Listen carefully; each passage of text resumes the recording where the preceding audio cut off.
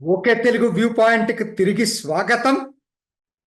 నిన్న కేసరపల్లి గన్నవరం దగ్గర కేసరపల్లిలో జరిగినటువంటి హైందవ శంకారావం అందరి కళ్ళు తెరిపించినాయి. ఎవ్వరు ఊహించరు.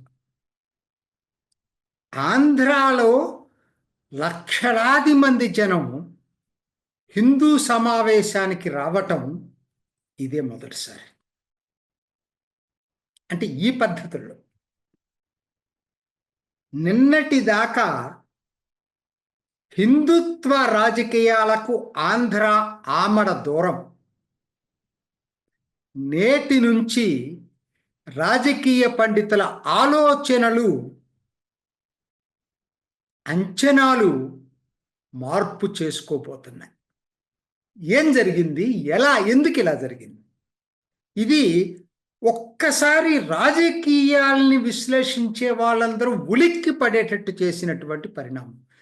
రాజకీయాలు విశ్లేషించే వాళ్ళు కాదు, రాజకీయ నాయకులకు కూడా అటువంటి ఒక కిక్ వచ్చింది. దీంట్లో ఏం జరిగింది అంటే, ఆంధ్రాన్ని గురించి చాలామందికి అర్థం కావాల్సింది ఏంటంటే, ఆంధ్ర తెలంగాణ చానాళ్ళు పాలనాపరంగా రెండు విభిన్న ప్రాంతాలు. అంటే ఏ విధంగా? అది బ్రిటిష్ పాలన కింద మద్రాస్ ప్రావిన్స్లో ఉన్నటువంటి ప్రాంతం. క్రిస్టియన్ మిషనరీసు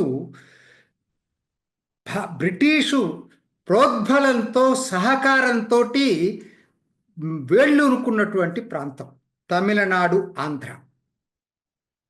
ఇది అందరికి తెలుసు. దాంతోపాటు ఏమైపోయిందంటే, ఆంధ్రాలో మధ్య కోస్తాలోని ఓ సామాజిక వర్గం పెరియార్ ఆలోచనలతోటి ప్రభావితమైంది. ఇది వాస్తవం, చరిత్ర. దాంతో అటు పెరియార్ ఆలోచనలతోనే కాదు, కమ్యూనిస్టు ఉద్యమంతో కూడా ప్రభావితమైంది. ఈ రెండు కలగలపి ఓ కొత్త రకమైనటువంటి సామాజిక ఆలోచనని స్ప్రెడ్ చేయటం జరిగింది ఆంధ్రాలో. అది నేను మంచి చెడుల్లోకి వెళ్ళట్లా, జరిగింది చెప్తున్నాను.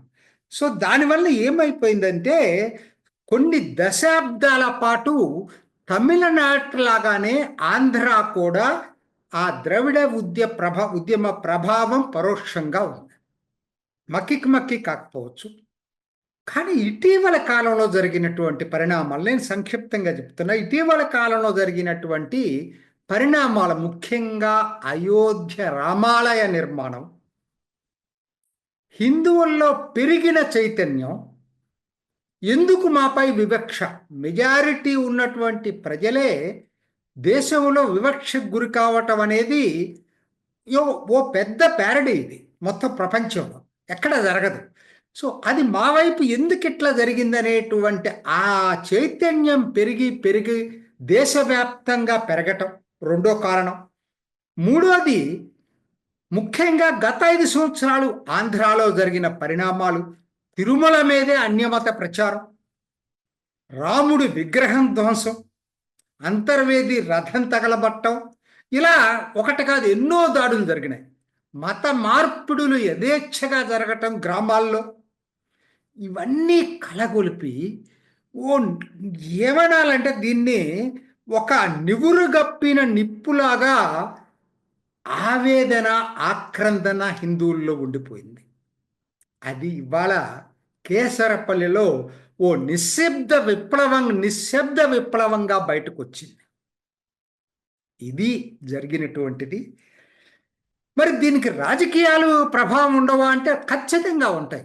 ఇంతవరకు రాజకీయాల్లో హిందూయిజాన్ని అనపాలజిటిగా చెప్పినాళ్ళు లేరు. బీజేపీ మాట్లాడుతూ ఉండేది, కానీ బీజేపీ అత్యంత బలహీనమైన బేస్ ఎక్కడన్నా ఉందంటే దేశంలో ఆంధ్ర.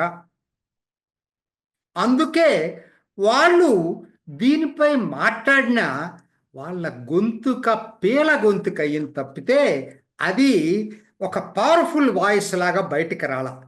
మొట్టమొదటిసారి రాజకీయాల్లో ఆ ధోరణిని మార్చినటువంటి వ్యక్తి ఎవరన్నా ఉన్నారంటే అది పవన్ కళ్యాణ్. అందరూ సనాతన ధర్మాన్ని తిరుపతిలో మాట్లాడింది గురించి మాట్లాడుతున్నారు. దీని సంకేతాలు ముందే వచ్చినాయి. ఆయన ఎక్కడా కూడా మంగళగిరి ప్రెస్ మీట్స్లో మాట్లాడేటప్పుడు కూడా దీని గురించి మాట్లాడేవాడు. అసలు ఇదేమిటిది, సనాతన ధర్మం మీద ఈ పద్ధతి దాడి జరగటాన్ని నేను సహించనని, పబ్లిక్ మీటింగ్స్లోనే రాముని విగ్రహ ధ్వంసాన్ని గురించి, అంతర్వేది రథ తగలబెట్టడాన్ని గురించి మాట్లాడటం, అనపాలజిటిక్గా సనాతన ధర్మమ్మని ధర్మ పరిరక్షకుడుగా మాట్లాడినటువంటి వ్యక్తి రాజకీయాల్లో ఓ పవర్ఫుల్ వాయిస్ ఏదన్నా వచ్చిందంటే ఆంధ్రాలో అది పవన్ కళ్యాణ్. దాని క్లైమాక్స్ వారాహి డిక్లరేషన్ తిరుపతిలో.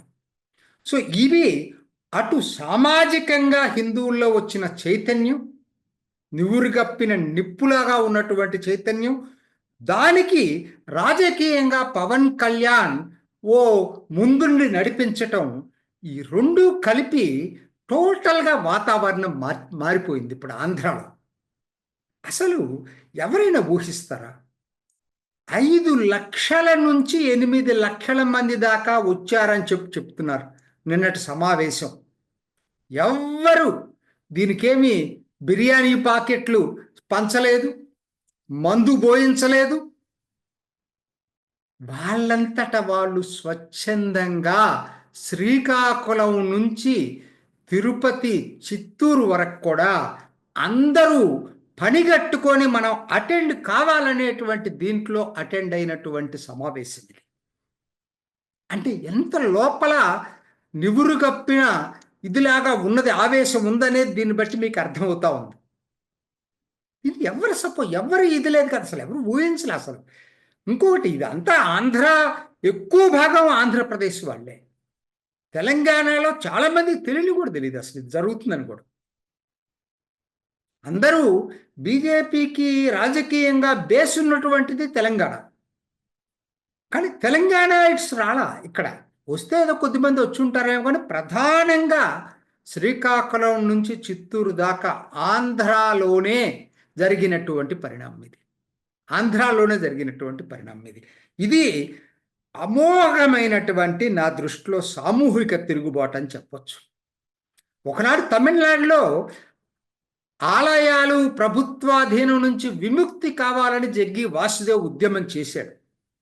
తమిళనాడుగా దేశవ్యాప్తంగా దాని ప్రభావం వచ్చింది, కానీ తమిళనాడు ప్రధానంగా.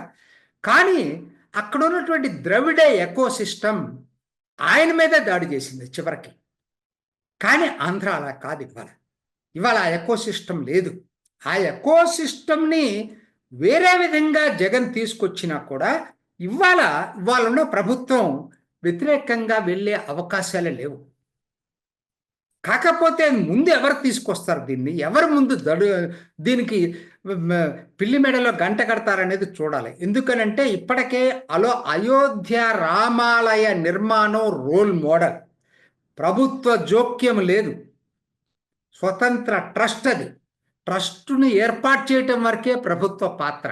ఆ తర్వాత ప్రభుత్వానికి సంబంధం లేదు. ఆ నడిపేదంతా కూడా ఆ ట్రస్టే నడుపుతూ ఉంది, ప్రభుత్వ జోక్యం లేకుండా. ఇది రోల్ మోడల్ ఇవ్వాలి దేశానికి.